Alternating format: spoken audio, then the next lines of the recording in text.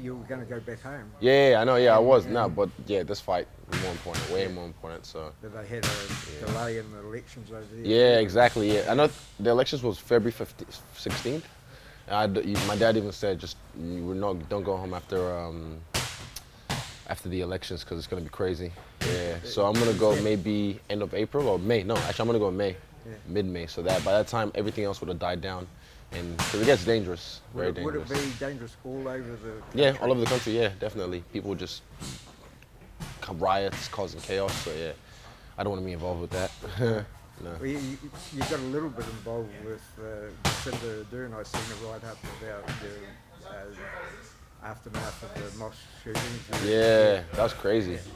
It didn't dawn on me till the Saturday. Then I was driving to sparring on Saturday, and I was like, oh shit, that happened on Friday. That happened. I actually just clicked. And I was like, oh fuck. Yeah, and it was just it was weird, fucking weird, man. Yeah. Do you get people asking, like, because now of who you are and they know that you're not just a fighter, you're an intelligence as well, do you get people coming out and asking you what's going on in New Zealand and things like that? Not too much. Most people are mainly focused on fighting.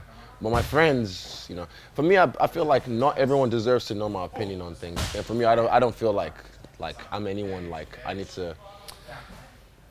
Like, I have opinions, obviously. I'm opinionated, but I don't have to share it all the time with people because not everyone, the world doesn't deserve to know what I think all the time. So, but my friends, people that are close to me, or people ask, I might give them, my take on things. But if someone asks and I feel like they don't need to know my opinion on a certain subject, I might just, because then you know what they're gonna do? They're gonna tell you their opinion. I'm just gonna be like, yeah, cool, all right. All right.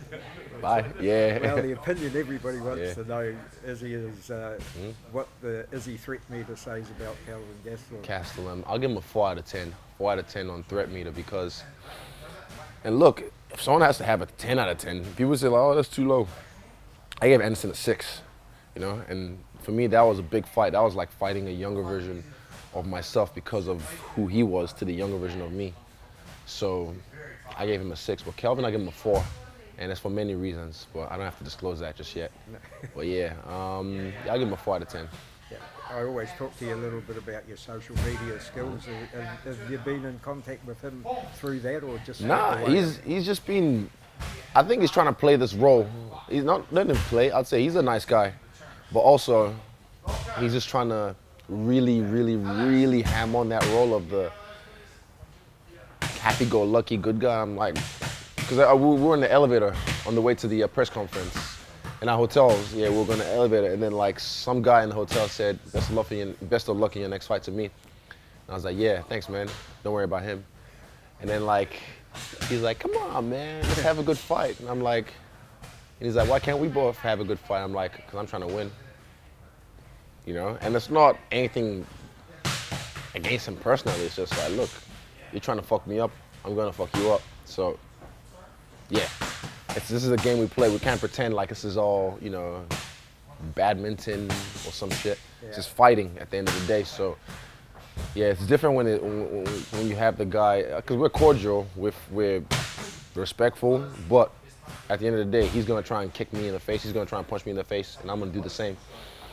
So there's no like, hey, buddy, you know what I mean? I don't play that. I often hear fighters say, and you'll probably see it throughout your career, every time you step in the ring you learn a little bit more and a little bit more. When you come out from the Silver fight, do you think you picked anything up from that? Yeah. Is that the fight that you learned from? I learned so much about myself, but I also learned so much about the game from that fight.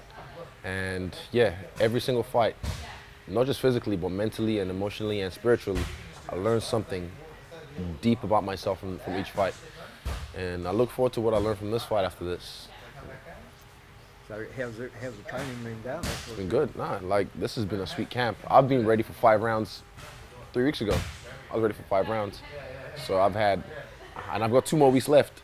So I'm cruising, man. I'm like cruising nicely, not like and then crash. No, I'm cruising nicely. So when it's time, I want to peak right.